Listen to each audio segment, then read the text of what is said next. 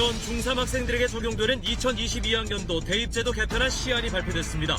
수시와 정시 통합과 절대평가 확대 등이 포함됐는데 수기 과정을 거쳐 8월 최종 확정됩니다. 취업자 수 증가폭이 2달 연속 10만 명대에 그치면서 3월 실업률이 17년 만에 최고치를 기록했습니다. 청년 실업률도 지난해보다 높아지는 등 고용 한파가 계속되고 있습니다. 청와대가 2015년 이후 중단됐던 한중일 3국 정상회담이 다음 달 일본에서 개최된다고 밝혔습니다. 내일부터 종합상황실이 가동되는 등 남북 정상회담 준비도 본격화됐습니다. 2년 전 영화 인천 상륙작전에 대한 KBS의 파격적인 투자가 당시 조대현 KBS 사장의 연임을 위해서였다라는 영화 관계자의 폭로가 나왔습니다. 조 전 사장은 의혹을 부인했습니다. 30여 년 전 500명 넘게 숨진 부산 형제복지원 사건과 관련해 검찰이 판결의 오류를 바로잡아달라고 대법원에 요청하는 비상상고가 필요하다고 결정했습니다. 단독 보도합니다.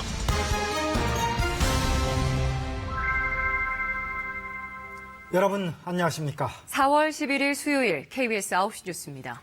현재 중3 학생들에게 적용될 2022학년도 대학 입시 제도가 크게 변화될 가능성이 높아 보입니다. 대입 수시 정시 통합과 수능 절대평가 확대 여부 등을 포함한 대입 개편안이 국가교육회의에서 최종 결정될 예정입니다. 먼저 홍찬희 기자가 보도합니다. 교육부는 대학 입시제도 국가교육회의에서 논의할 안을 발표했습니다. 수시와 정시 전형의 시기를 통합해 복잡한 대입 전형을 간단하게 하는 안이 포함됐습니다. 이 안이 채택되면 대입의 수시 제도가 도입된 지 25년 만에 수시와 정시 시기가 통합될 수 있습니다. 수시와 정시가 통합되는 것은 대학 입시 제도에서 매우 큰 변화이므로 학생, 학부모들의 다양한 의견을 경청해야 할 것입니다. 수시와 정시 전형 비율도 국가교육회의에서 논의됩니다. 현재처럼 대학 자율로 할 것인지 아니면 일정 비율을 정할 것인지 등을 다룹니다. 수능 절대평가 확대 여부도 포함됐습니다. 교육부는 전과목 9등급 절대평가제와 현재처럼 일부 과목 상대평가제, 수능 원점수제 등 3가지 안을 제시했습니다. 깜깜이 전형이라는 비판을 받아온 학생부 종합전형도 기재 내용과 평가 방법 면에서 공정성과 투명성을 높이는 방향으로 보완됩니다. 국민이 공감하는 수기 공론화 과정을 거칠 수 있는 열린 안을 오늘 국가교육회의에 제시하고자 합니다. 대입제도 개편안은 국가교육회의의 후기 과정을 거쳐 오는 8월 최종 확정됩니다. KBS 뉴스 홍찬입니다. 그러면 이번 대학 입시 개편안의 배경과 의미 등을 취재기자와 함께 보다 자세히 알아보겠습니다. 네, 윤진 기자. 개편안을 보면 여러 가지 방안들이 제시돼 있는데 최종 결정은 교육부가 아니라 국가교육회의에서 결정한다는 거죠? 국가교육회의는 대통령 직속 자문기구입니다. 지난해 12월에 출범했는데요. 중장기적인 교육 정책은 사회적인 다양한 목소리를 반영해서 큰 틀의 방향을 정하자 이런 취지에서 출범한 곳입니다. 이번 대입 개편안도 이 국가교육회의를 통해서 정하자라고 한 건데요. 사실 지난해 8월에 교육부가 이 수능 개편안을 전부 절대평가로 바꾸는 그런 안을 추진을 했었는데 여론 반발이 커서 한번 중단한 적이 있습니다. 그걸 이번에 그러면 좀 더 다양한 의견 수렴 과정을 거쳐서 국가교육회의에서 정해보자라고 한 겁니다. 자, 대입 전형이 너무 복잡해서 진학 지도교사들조차도 잘 모르겠다 이런 얘기를 하거든요. 이번에 이것도 좀 손을 보겠다 이런 얘기죠. 이번 대입 개편안의 기준 가운데 하나도 복잡한 전형의 단순화입니다. 이 대입 전형을 보면 여러 가지가 있는데 그중에 가장 대표적인 게 3가지입니다. 학생부 교과 전형, 학생부 종합 전형, 그리고 수능 전형입니다. 학생부 교과와 학생부 종합은 수시 모집이고요. 수능은 정시 모집입니다. 이번 개편안 중에 하나가 수시와 정시를 통합하자라는 게 하나 있었거든요. 이거는 모집 시기라도 하나로 줄여서 대입을 한 번에 치른다면 조금은 더 단순해지지 않겠냐 이런 취지가 반영된 겁니다. 여기에 각 대학들은 원하는 인재상이 다 다릅니다. 그래서 어떤 전형을 어떤 비율로 정할지 또 한 전형에서도 어떤 요소에 어떤 가중치를 부여할지 이런 조합들이 다 다르거든요. 그래서 가지수가 이렇게 늘어나고 있는 겁니다. 교육부는 최근 몇 년 동안 수시 비율을 늘리는 쪽으로 대학들을 유도를 해왔습니다. 그래서 수시 비중이 70%까지 늘었고요. 반대로 정시는 20%대까지 떨어졌습니다. 고려대 같은 경우에는 지난해 정시 모집 비율이 15%였거든요. 100명 중에 15명만 수능으로 입학했다. 이런 얘기입니다. 네, 최근 박충난 교육부 차관이 일부 대학의 정시 비율을 늘리라고 해서 논란이 됐었는데 그럼 정부 기조가 바뀐 건가요? 그런 건 아닙니다. 오늘 김상곤 장관도 그래서 브리핑에서 그 부분을 여러 번 강조를 했습니다. 학종이 너무 급속히 늘고 또 수능이 너무 급속히 줄어서 이런 부분들에 대한 우려의 목소리들이 크다. 이런 우려의 목소리를 각 대학들에 전달한 것일 뿐이다라고 얘기를 하고 있습니다. 하지만 최근에 각 대학들이 2020학년도 입시 요강을 발표했는데요. 정시 모집 비율이 지난해보다 조금씩 다 늘었거든요. 대학 입학처 관계자들을 만나봤더니 차관이 직접 나서서 그렇게 할 정도면 이거는 정시 비중을 늘려달라라는 교육부의 신호로 볼 수밖에 없었다. 이런 말들을 했습니다. 자, 그러면 윤 기자가 보기에 수시와 정시 비율은 어느 정도가 적당하다고 봅니까? 딱 잘라 말하기 어려운 문제입니다. 그래서 교육부도 자체적으로 결정하는 게 아니라 국가교육회의에서 더 많은 의견 수렴을 거쳐달라 이런 얘기를 한 겁니다. 네. 사실 학종과 수능은 각각의 장단점이 명확히 있습니다. 또 학생들 입장에서도 나에게 어떤 전형이 유리한지 이 기준이 명확히 서 있거든요. 여기에 대학 입장에서도 상황이 다 다릅니다. 수도권 대학과 지방 대학들 간에 어떤 전형이 학생 모집에 유리한지 이런 것들이 다 다르거든요. 이거를 일괄적으로 비율을 정해서 여기에 다 따라라 한다면 또 다른 문제를 일으킬 수 있다 이런 지적이 있습니다. 여기에 또 수능이 절대평가로 전과목이 전환이 된다면 변별력 문제가 생길 수 있어서 정시 비중을 또 어떻게 할 거냐 이런 다양한 이 요소들이 있기 때문에 좀 더 다양한 의견 수렴을 거쳐서 종합적으로 결론을 내려야 합니다. 네, 윤 기자 수고했습니다. 다음 소식입니다. 취업자 증가폭이 제자리 걸음을 하면서 지난달 3월 실업률이 17년 만에 최악으로 나타났습니다. 청년 실업률도 줄지 않고 있습니다. 이유가 뭔지 홍희정 기자가 취재했습니다. 일자리를 찾지 못한 실업자가 석 달 연속 100만 명을 넘었습니다. 이렇다 보니 지난달 실업률은 4.5%, 3월 기준으로 17년 만에 가장 높았습니다. 1월만 해도 30만 명을 넘어서며 풀리는 듯했던 취업자 수 증가폭도 2달 연속 10만 명대에 갇혀버렸습니다. 주요 구직층인 청년층 인구가 줄고 있는 데다 조선 등 기업의 구조조정, 그리고 건설업 불황까지 겹친 탓입니다. 정부는 최저임금 영향은 아직 미미하다고 분석하고 있지만 숙박, 음식점업 취업자 수도 10개월 연속 줄었습니다. 경기적인 부분, 관광객 감소라든지 이런 영향들이 음식숙박업의 전체 영향의 큰 부분을 차지하고 있는 것으로 보여집니다. 고용시장의 찬바람이 계속되면서 청년 실업률도 떨어지지 않고 있습니다. 지난달 청년 실업률은 11%를 넘어 지난해보다 더 나빠졌습니다. 대학교 졸업생 수는 금년도와 내년도가 피크이므로 청년 취업의 어려운 사정도 당분간은 지속될 것으로 우려됩니다. 취업 준비 기간이 길어지다 보니 실업 통계에 잡히지 않는 취업 준비생이 69만 명으로 2003년 이후 가장 많아졌습니다. 청년층 체감 실업률은 무려 24%, 청년 실업률의 2배가 넘습니다. KBS 뉴스 홍희정입니다. 삼성증권이 이른바 유령주식 매도 사태로 피해를 입은 개인 투자자들에 대해서 보상안을 발표했습니다. 보상이 끝난 뒤에는 주식을 판 직원에 대해서 손해배상도 청구할 계획인데 보상과 손해배상 절차가 모두 순탄치는 않을 것으로 보입니다. 국현호 기자가 보도합니다.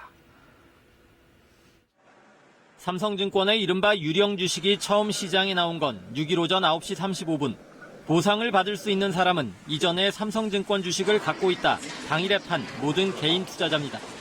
당일 장중 최고가인 39,800원에서 판 가격 차이만큼을 보상하겠다는 게 삼성증권의 보상안입니다.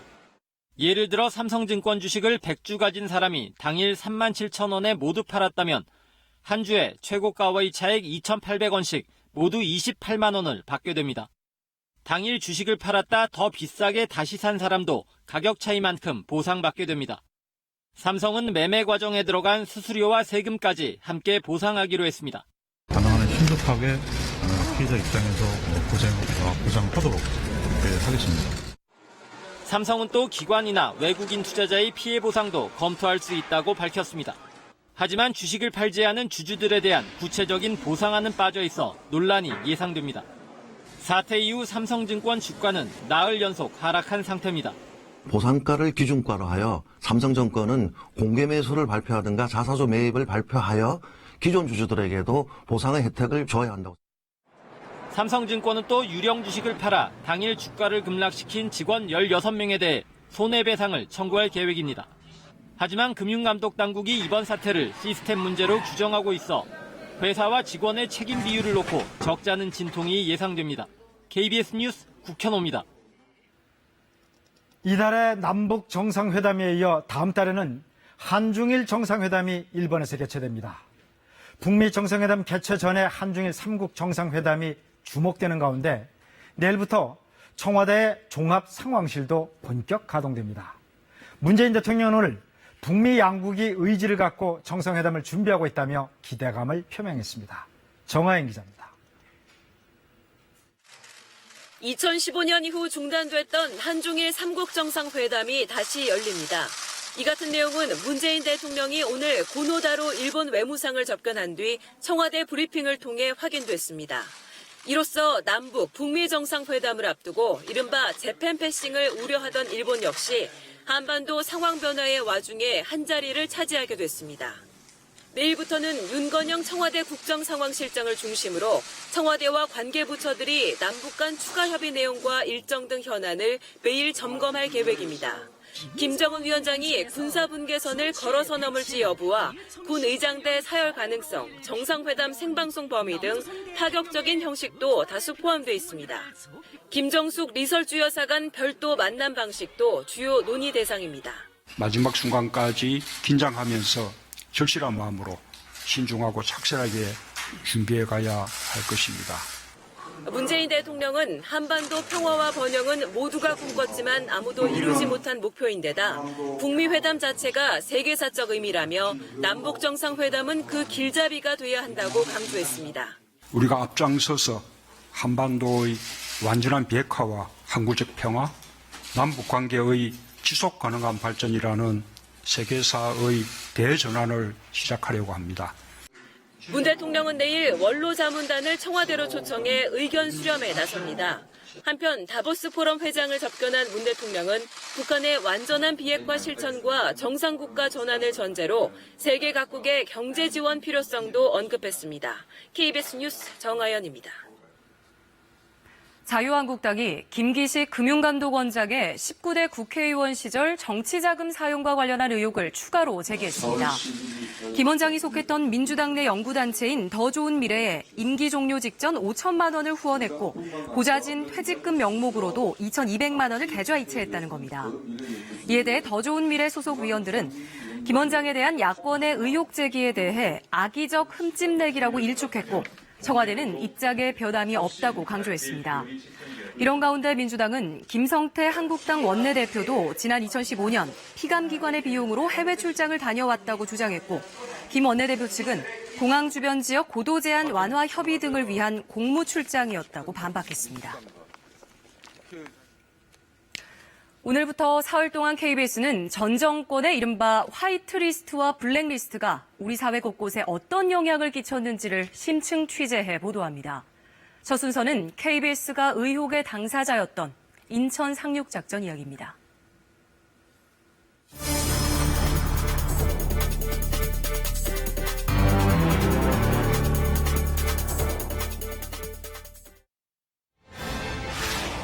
이 년 전 개봉해 700만 관객을 동원한 영화 인천 상륙작전.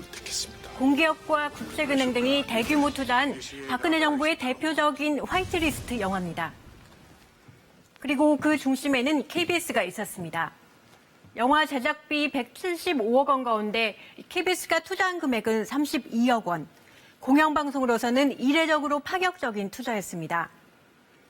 특별취재팀은 그 배경을 추적했고 당시 KBS 사장의 연임을 위해 투자를 했다는 증언을 확보했습니다. 먼저 김민정 기자의 보도입니다.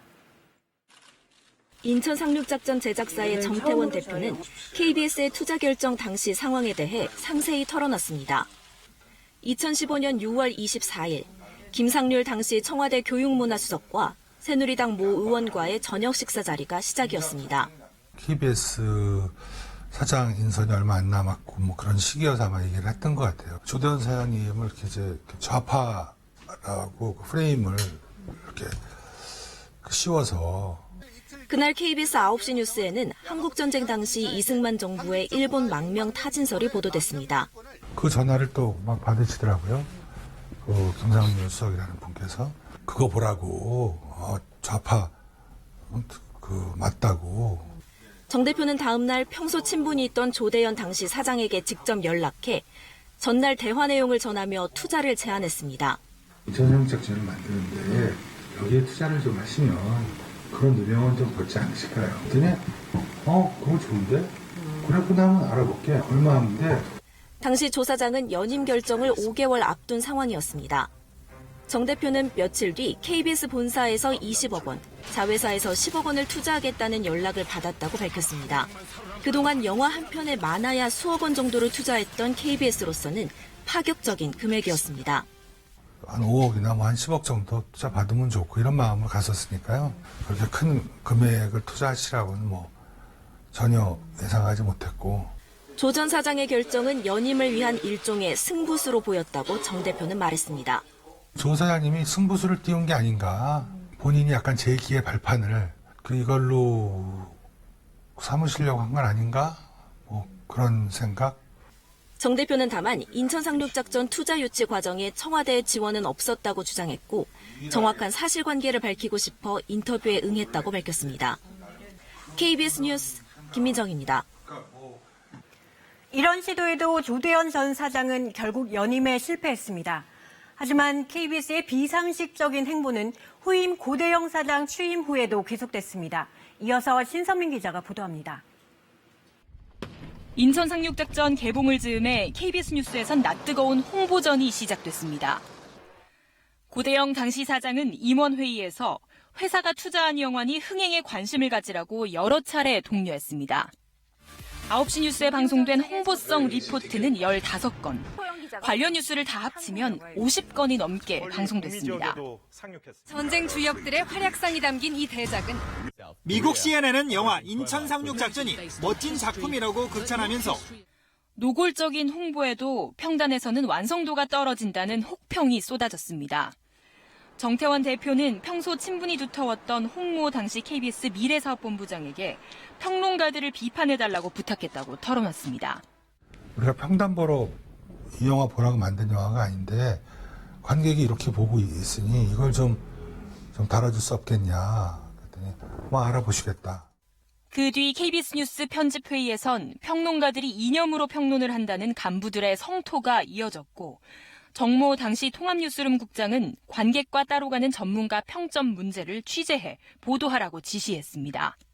기자들이 객관성을 잃은 자사 편향 보도라며 지시를 거부하자 돌아온 건 징계였습니다. 사유는 명령 불복종과 성실 의무 위반이었습니다. 징계 의결에는 정태원 대표가 보도를 부탁했다는 홍 본부장과 김모 보도본부장이 참여했습니다. 저는 오히려 되묻고 싶어요. 누가 과연 성실 의무를 위반했는지, 대한민국 공영방송의 어떤 구성원으로서, 기자로서 누가 과연 성실 의무를 위반했는지 오히려 되묻고 싶어요. 법원은 지난해 말 공영방송은 공정하고 객관적인 보도를 할 의무가 있고 지시를 거부한 기자들은 신념과 실체적 진실에 따랐을 뿐이라며 징계 무효 최종 판결을 내렸습니다. KBS 뉴스 신선민입니다. 인천 상륙작전 투자가 연임 목적이었다는 의혹에 대해 조대현 전 사장은 일방적인 주장이라고 반박했습니다. 과도한 홍보성 보도와 징계를 주도한 KBS 임원들은 자신은 책임이 없다고 밝혔습니다. 이슬기 기자가 들어봤습니다. 인천 상륙작전 투자가 자신의 사장 연임 목적이었다는 정태원 대표의 증언에 대해 조대현 전 사장은 공식 반론을 거절했습니다. 다만 청와대에서 자신을 어떻게 평가했는지는 모른다. 연임 목적 운운하는 건 정 대표의 견해일 뿐이라는 입장만 짧게 밝혔습니다. 정태원 대표에게 보도 청탁을 받은 홍모 전 미래사업본부장은 당시 정모 통합뉴스룸 국장에게 관심을 가져달라고 말한 기억은 있지만 뉴스를 할지 말지는 보도본부가 결정하는 문제라고 밝혔습니다. 부당한 보도를 지시한 정모 국장은 회의에서 의견이 나와 취재를 지시했을 뿐이고 인천 상륙작전 관련 리포트가 많았던 건 호국 보훈의 달이 겹쳤기 때문이라고 주장했습니다. 기자들에 대한 징계를 주도한 KBS 임원들은 여전히 부당한 지시는 아니었다고 생각한다. 징계위 판단을 한번 받아보고 싶었을 뿐이다라는 입장을 밝혔습니다. 상당히 부도덕한 행위고요. 게다가 이것이 공영방송이라는 점에서는 그 투자 자체도 문제가 있는 것이고 뉴스를 사유한 그 행위 자체도 명백한 방송심의 규정 위반이다. 정치 권력의 화이트리스트 밀어주기에 법과 규정도 무시하고 스스로 몸을 낮춘 공영방송. 상처는 깊게 남았지만 책임지는 사람은 아무도 없었습니다. KBS 뉴스 이슬기입니다. 세월호 참사 4주기가 다음 주로 다가왔는데요. 과거 세월호 특조위 조사를 방해했다는 일부의 의혹을 받으면서도 최근 구성된 사회적 참사 특조위에 들어온 황전원 위원에 대한 사퇴 요구가 커지고 있습니다. 황 위원은 의혹을 부인하고 있지만 유가족들은 삭발까지 하며 반발 수위를 높이고 있습니다. 김진호 기자가 보도합니다.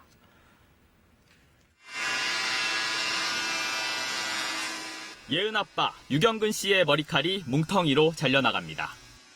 설령 특조위 마비돼서 못 굴러가도 황전원이 이 안에 있는 걸 못 봅니다. 애써 외면하며 회의장을 찾은 황전원 위원. 결국 유가족에게 가로막혀 돌아가야 했습니다. 취재진이 질문을 이어갔지만 결국 답은 없었습니다.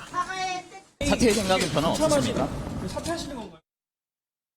앞서 황 의원이 유가족에게 전달한 14쪽짜리 편지가 논란을 키웠습니다.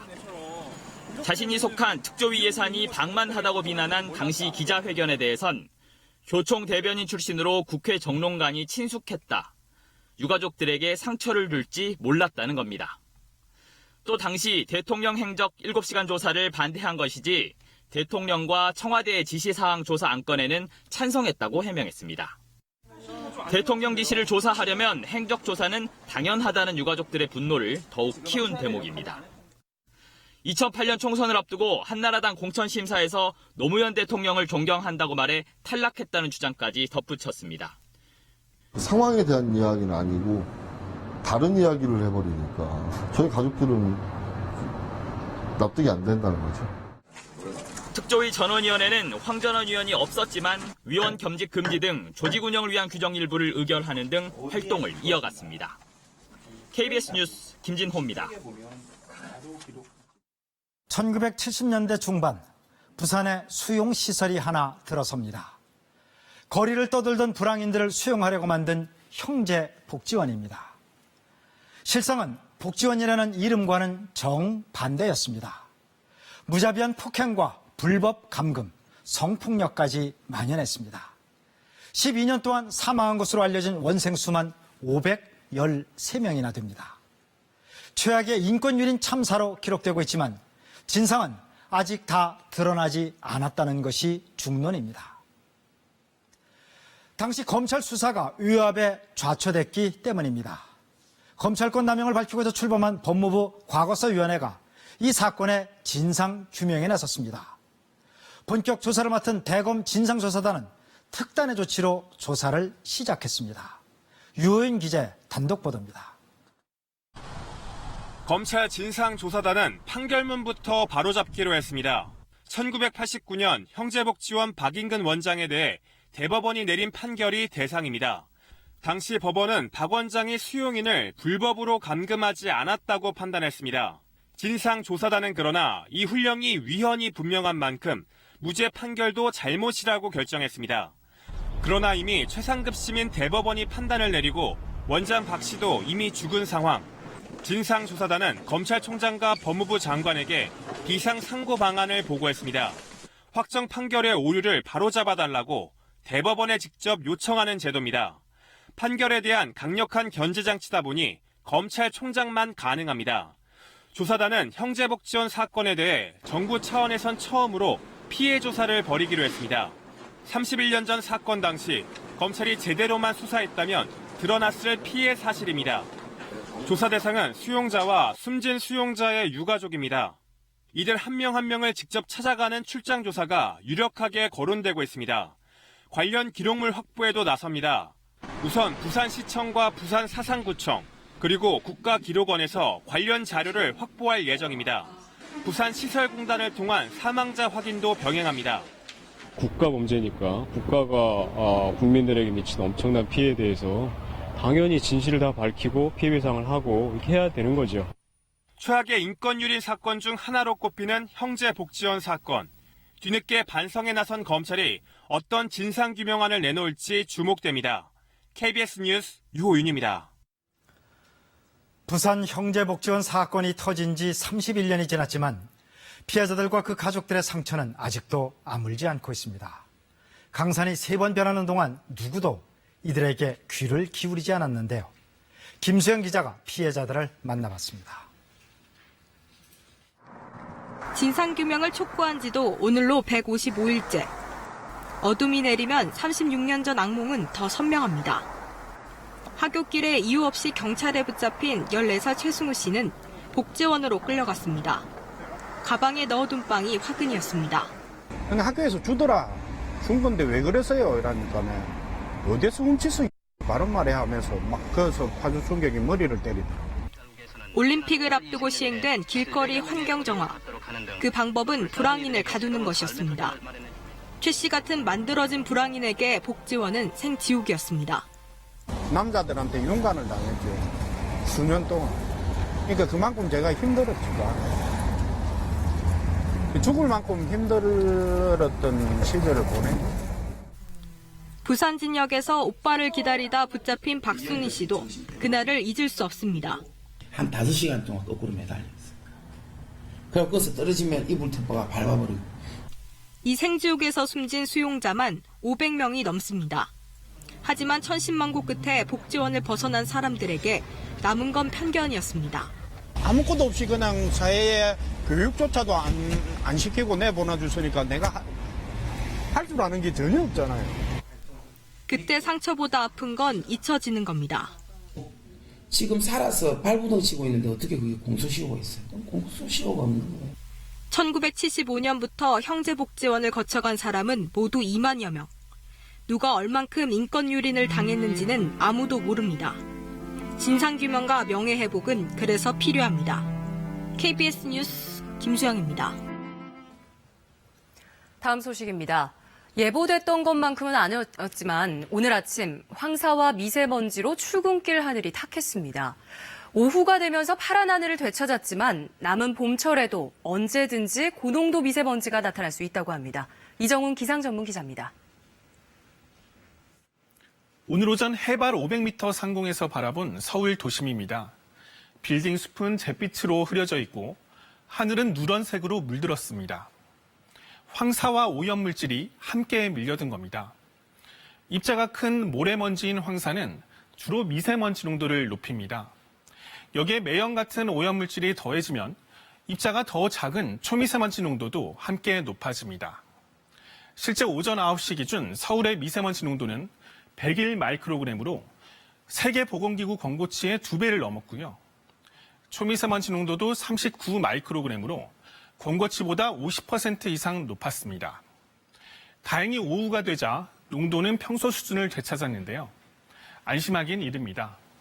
최근 3년 동안 서울의 미세먼지 농도를 보면 봄철이 59 마이크로그램으로 가장 높았고요. 초미세먼지 농도 역시 봄과 겨울이 여름과 가을보다 월등히 높았습니다. 다음 달까지는 언제든 고농도 미세먼지가 발생할 수 있다는 얘기입니다. KBS 뉴스 이정훈입니다. 미세먼지가 호흡기 질환을 악화시킨다는 것은 잘 알려져 있는 사실인데요. 1급 발암물질인 만큼 오래 노출되면 폐암 발생 위험까지 높아진다는 사실이 국내에서 처음으로 확인됐습니다. 미세먼지를 줄이면 호흡기 증상이 호전된다는 조사 결과도 나왔습니다. 이충원 의학 전문 기자 나와 있습니다. 자, 이 기자, 그 미세먼지가 이제 심한 날에는 기침도 나오고 가래도 끓는데 폐암 발생 위험까지 높아지는군요. 네. 폐암하면 가장 먼저 떠오르는 게 흡연이지 않습니까? 네. 흡연이 전체 폐암 발생 원래 한 80%를 차지하는데 나머지 20% 정도는 흡연이 연관이 없다고 되어 있습니다. 대표적인 게 바로 폐암 중에 서남입니다. 네. 이 서남은 여성들한테 많이 발생하고 말씀드린 것처럼 담배와 연관이 없습니다. 그래서 갖가지 원인에 대한 추측이 있었는데 먼지 또는 대기오염 물질 또는 식품 조리할 때 나오는 연기 등이 그 원인으로 추측이 됐습니다. 하지만 최근 미세먼지가 강력한 원인 물질로 떠오르고 있죠. 실제로 폐암으로 치료를 받고 있는 60대 여성을 취재했는데요. 그 여성이 소암으로 판정을 받았습니다. 근데 술, 담배를 한 경력이 전혀 없었습니다. 네. 그 여성의 말씀을 한번 들어보시죠. 담배를 안 피우니까 술, 담배를 안 하고 이런 게 생겼으니까 그래 나도 너무 놀래가지고 지금 치료를 좀 하고 있는 중입니다, 지금. 네, 이런 경우가 있더라고요. 네. 미세먼지에 또 장기가 노출이 되면 이 폐암 발생 위험이 높아진다는 게 실제 조사 결과로도 입증이 됐다고요. 그렇습니다. 한국인 대상 1,800명을 대상으로 미세먼지 농도와 폐암 발생 위험을 조사를 해봤는데 미세먼지 농도가 10마이크로그램 높아질 때마다 폐암 발생 위험이 9%씩 상승했습니다. 이 미세먼지는 머리카락 굵기의 5분의 1 정도에 불과해서 잘 걸러지지 않고 폐 깊숙이 침투를 하게 되겠죠. 그러면 이게 폐 속에 머물게 되면 자꾸 정상세포를 건드려서 이렇게 자극을 주게 되면 유전자 돌연변이가 생겨서 폐암이 발생할 수가 있습니다. 네. 자, 그러면 미세먼지가 줄어들면 건강이 회복된다는 것도 입증이 됐습니까? 입증됐다기보다는 조사 결과가 있습니다. 예. 지난해 6월에 노후된 30년 이상 된 석탄 화력 발전소를 한 달간 가동을 중지한 적이 있었죠. 그렇죠. 네. 충청남도에서 보령 화력 126기 또 서천 화력 126기를 중단한 뒤 인근 주민 700여 명을 조사를 해봤습니다. 그랬더니 각자 갖고 있는 질환들의 증상에 호전을 보였다는 사람이 대략 50% 정도 나왔습니다. 네. 좀 자세히 살펴보겠습니다. 기관지염 환자는 53%가 이 발전소 가동을 중단한 뒤 병세가 호전됐다는 것을 경험했다고 답했고요. 결막염 환자의 50%, 또 천식을 앓고 있는 사람의 44%, 우울증이나 스트레스가 심했다고 답한 사람의 51%가 좋아졌다고 답을 했습니다. 미세먼지를 줄이면 이 호흡기 증상 등 갖가지 증상들이 좋아질 수 있다는 사실이 어떻게 보면 입증됐다고 볼 수 있는 겁니다. 네. 네, 이 미세먼지에 대한 면밀한 조사와 대책이 필요해 보이는데 이 미세먼지 심한 날에는 우리가 어떻게 대처해야 하는지 좀 짚어주시죠. 일단 미세먼지 농도가 너무 높다 그러면 노약자들은 외출을 일단 삼가하시는 게 좋겠죠. 밖에 나갈 때는 마스크를 착용해야 되는데 일반 마스크는 전혀 효과가 없습니다. 답답할 뿐입니다. 그래서 보건용 마스크를 착용해야 되는데 이 보건용 마스크도 이 코 쪽이 잘 뜨기 때문에 잘 밀착시켜서 착용하는 게 좋겠습니다. 또 미세먼지를 우리 호흡기 점막에서 어느 정도 걸러주거든요. 네. 그래서 이 호흡기 점막이 마르지 않도록 물을 하루에 한 1.5리터 이상 충분히 마시는 게 좋겠습니다. 네. 네, 잘하겠습니다. 수고했습니다. 자, 이충원 기자의 말을 들어봤는데요. 요즘처럼 일단 중국발 미세먼지가 유입되면 여기에 국내 요인까지 합쳐져서 공기질이 더 악화된다는 분석 얼마 전 전해드렸었죠. 정부가 드론을 투입해 그동안 관리 사각지대에 있던 소규모 사업장에 대해서도 단속에 나섰습니다. 송명희 기자가 보도합니다. 공장 굴뚝에서 연기가 끊임없이 뿜어져 나옵니다. 대부분 대기오염 물질 원격 감시 체계가 없는 소규모 사업장들입니다. 현재 경기도의 평균 미세먼지 농도는 102마이크로그램, 나쁨 수준입니다. 그런데 소규모 공장들이 모여있는 이곳은 순간 농도가 180마이크로그램까지 치솟습니다. 측정 센서를 부착한 드론이 이 일대를 비행하며 대기오염도를 실시간으로 전송합니다. 측정 지역에서 오염물질 농도가 급격히 높아지자 곧바로 시료를 채취합니다. 분석 결과도 불과 1, 2분 만에 나옵니다. 벤젠 그리고 톨루엔 등 여러 가지 물질들이 검출되었는데요. 벤젠의 대기환경 기준 1.5ppb니까 한 30배 정도 높은 농도임을 알 수가 있습니다. 바로 단속반이 투입됩니다. 드론으로 포집해서 검사해 보니까 특정 대기 유해 물질이 높게 나왔어요. 그래서 좀 측정 좀 하겠습니다. 이렇게 미세먼지를 배출하는 소규모 업체는 무려 5만 2천여 곳. 그 수가 워낙 많아 관리 사각지대로 방치돼 왔지만 이제는 단속의 길이 열린 셈입니다. 고농도라는 것들을 확신을 하고 거기에 들어가기 때문에 1시간 이내에 점검이 이루어질 것으로. 환경부는 시험 운용을 통해 효과를 검증한 뒤 이동식 단속 장비를 전국에 보급할 예정입니다. KBS 뉴스 송명입니다. 오염물질 배출이 많은 공장지대 주변에 사는 분들은 미세먼지 걱정 더 많으실 텐데요. 도시에 조성된 숲이 이 미세먼지를 줄이는 데 큰 효과가 있는 것으로 나타났습니다. 신방실 기자가 취재했습니다. 크고 작은 공장들이 밀집한 경기도 시와 산업단지. 그 너머로는 대규모 아파트 단지가 겹겹이 들어서 있습니다. 오염원이 배출되는 산업단지와 근처 주거지역 중 대기오염은 어디가 더 심할까? 예상과 달리 과거 측정치는 주거지역의 미세먼지 농도가 9% 더 높게 나타났습니다. 낮 동안 바닷가에서는 육지를 향해서 이렇게 해풍이 불어오는데 해풍에 실려서 산업단지의 오염물질이 주거지역으로 이동했습니다. 공장지대에서 넘어오는 미세먼지를 막기 위해 2006년부터 숲이 조성됐습니다. 길이 3.2km의 녹색 장벽을 세운 겁니다. 수종은 대기오염에 강하면서 사시사철 잎이 붙어있는 침엽수를 심었습니다. 같은 면적의 잎을 놓고 보면 연 면적이라는 것이 훨씬 넓게 됩니다. 미세먼지가 붙을 수 있는 자리가 많이 생기는 거고요. 미세먼지를 줄일 수 있는 효과가 사계절 내내 계속된다고 할 수 있습니다. 도시숲이 완성되자 주거지역의 미세먼지 농도는 산업단지보다 12% 낮아졌습니다. 미세먼지 농도가 나쁨 단계 이상인 날도 31% 더 적게 나타났습니다. 산림과학원은 화력발전소 같은 대규모 오염시설 주변에도 숲을 조성해 미세먼지 저감 효과를 추가로 확인할 계획입니다. KBS 뉴스 신방실입니다. 정부와 채권단이 STX조선이 제출한 자구 계획을 받아들이기로 했습니다. STX조선은 9개월 만에 또 법정 관리로 가는 최악의 상황은 피하게 됐지만 실제 정상화되기까지는 넘어야 할 고비가 많습니다. 김지선 기자의 보도입니다. STX조선이 제출한 자구안의 핵심은 인건비 절감입니다. 인력 감축 대신 생산지 근로자 전원이 5년간 매년 6개월씩 무급 휴직을 하고 임금 삭감은 물론 성과급도 반납하기로 했습니다. 수주 물량 확보, 자산 매각 방안도 제시했습니다. 산업은행과 정부는 이 안이 회생의 전제 조건인 인건비 75% 삭감 이상을 만족시킨다며 법정 관리로 가는 대신 STX조선을 살리기로 했습니다. 구조조정을 통해 2년 안에 회사를 정상화시키겠다는 게 목표입니다. 사회감독 고통이죠. 무급휴직을 하면서 살아가기가 쉽지 않은 거잖아요. 함께 살자고 사람들이 이제 그렇게 이제 공감대를 형성한 거죠. 재기의 발판은 마련했지만 경영 정상화까지는 갈 길이 멉니다. 생산직 직원들이 1년에 절반씩 휴직을 해야 해 생산의 안정성 확보가 미지수입니다. 게다가 경쟁력을 끌어올린 중국, 일본 조선사와의 치열한 수주전도 뚫어야 합니다. 추가적으로 영업활동을 강화하기 위한 부분까지 종합적으로 결합되어서 구조조정이 추진되어야만 실제 효과가 있을 것으로 생각이 됩니다. 때문에 혹독한 구조조정은 생각보다 더 길어질 수 있고 STX조선이 또다시 벼랑 끝으로 몰릴 수 있다는 관측은 여전합니다. KBS 뉴스 김지선입니다. 중고차 매매 사기 수법이 날이 갈수록 교묘해지고 있습니다.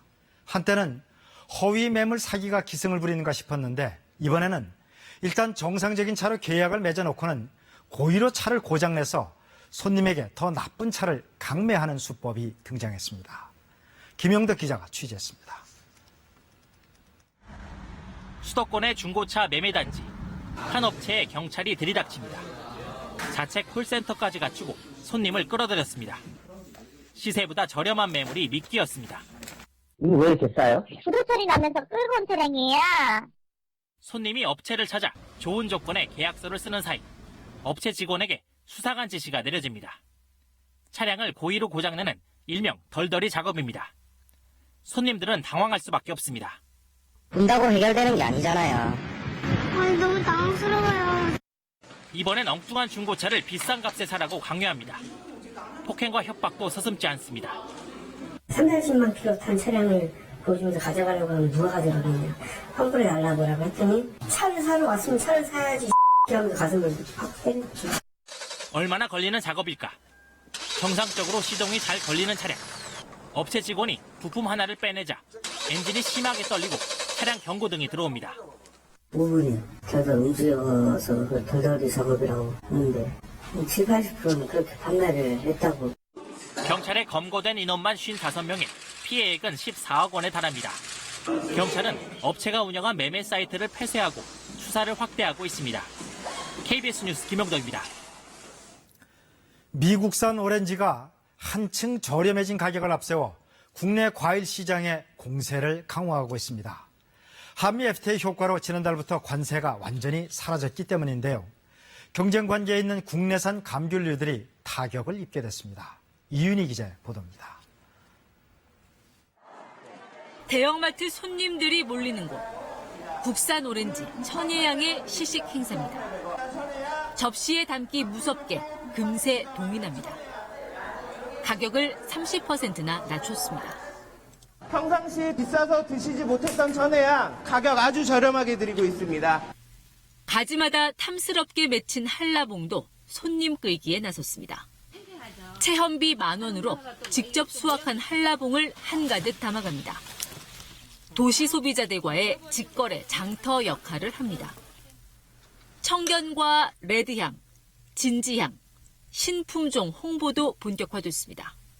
오렌지와 만다린을 교잡해서 품종을 만들고 있고 맛과 향이 다양해서 소비자들에게 많이 각광받고 있습니다. 이렇게 우리 감귤류가 가격 할인과 판로 확대에 나서게 된 건 미국산 오렌지 공습에 적극 대응할 필요성이 더 커졌기 때문입니다. 한미 FTA 체결 당시 35%였던 미국산 오렌지 관세는 해마다 줄어 지난달 완전히 사라졌고 가격도 개당 1,000원 밑으로 내려갔습니다. 경쟁 관계인 국산 감귤류의 타격이 불가피해졌습니다. 피해는 국산 과일 전반으로 확대될 조짐입니다. 과일은 기호식품이기 때문에 하나를 사게 되면 하나를 줄이기 마련인데 관세 철폐로 사과나 배까지 타격을 받고 있습니다. 한미 FTA 발효 이후 미국산 과일 수입액은 140% 급증했지만 미국은 일부 과일 품목의 추가 개방까지 압박할 태세여서 우려가 커지고 있습니다. KBS 뉴스 이윤입니다. 최근 일본에서는 전쟁 후 장애인들을 대상으로 정부가 시행한 강제 불임 수술이 큰 인권 문제로 대두되고 있습니다. 무려 10,000명이 넘는 사람들의 인권이 짓밟혔는데 일본 정부는 사과도 보상도 하지 않고 있습니다. 도쿄 이승철 특파원의 보도입니다. 우생보호법. 태평양 전쟁 직후인 1948년 제정돼 1996년까지 존속됐던 법입니다. 법의 목적은 이른바 불량한 자손의 출생을 막는 것. 이 법을 근거로 일본 정부는 유전성 질환이나 지적 장애인 등에 대해 불임 수술을 강제로 시행했습니다. 실상은 참혹했습니다. 미야기현에서는 81년까지 수술이 시행된 859명 가운데 52%가 미성년자였습니다. 9살 소녀, 10살 소년도 불임 수술을 당했습니다. 모두 13개 현에서 미성년자까지 수술대에 올랐던 것으로 파악됐습니다.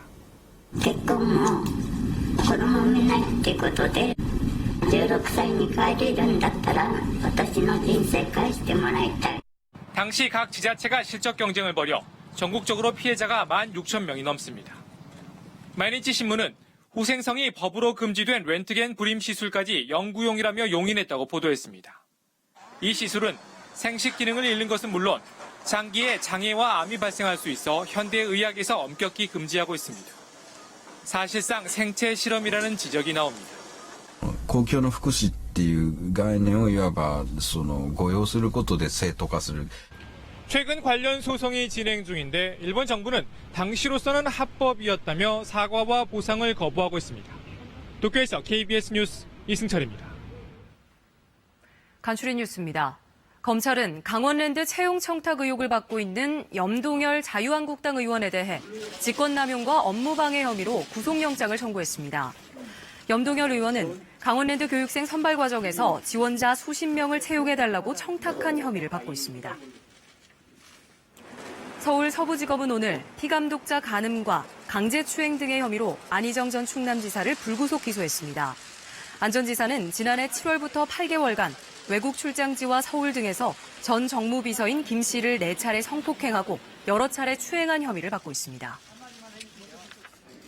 문재인 대통령은 올해 5월 8일 어버이날은 임시공휴일로 지정하지 않기로 했습니다.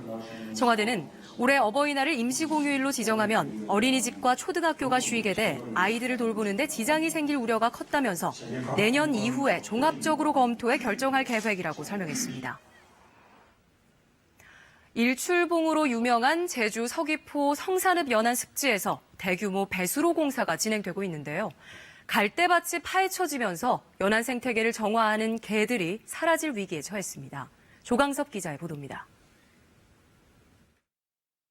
축구장 20배 크기의 연안 습지입니다. 담수와 바닷물이 만나 다양한 해양 생물이 사는 곳이어서 많은 철새들이 찾아듭니다. 하지만 3년 전 배수로 공사가 시작된 뒤 환경이 크게 나빠졌습니다. 2.6km에 걸쳐 폭 3에서 6m의 배수로가 관통하면서 갈대밭 곳곳이 파헤쳐졌습니다. 돌덩이와 흙무더기가 어지럽게 널려 있고 습지 바닥은 마른 지 오래입니다. 습지 바닥에 구멍을 내 산소를 공급하고 말라 죽은 갈대잎을 분해하는 법정 보호종 말똥개도 급격히 줄었습니다. 돌을 들춰내자 죽은 개들만 나뒹굽니다. 갈개는 한쪽 다리를 잃고 위태롭게 살아갑니다. 개들이 바다를 왔다 갔다 하면서 번식도 하고 거기서 이제 먹이도 얻고 그러는 과정이 있는데 그런 것들이 지금 차단된 그런 상태로 보입니다. 잘 보존된 다른 습지에선 말똥개들이 먹이를 찾는 모습을 쉽게 볼 수 있습니다. 영역 다툼을 벌이는 멸종 위기종 붉은발 말똥개도 발견될 정도로 생태계가 유지되고 있습니다. 바다에서의 작은 물고기라든가 기타 이런 것들이 살 수 있는 산란장 역할도 하는 곳입니다. 이런 것들이 사라지면 연안의 전반적인 생태계에 영향을 미칠 수 있는 것이고요. 연안 생태계의 보고인 습지가 훼손되면서 철새 개체 수도 줄어들지 않을까 우려됩니다. KBS 뉴스 조강섭입니다.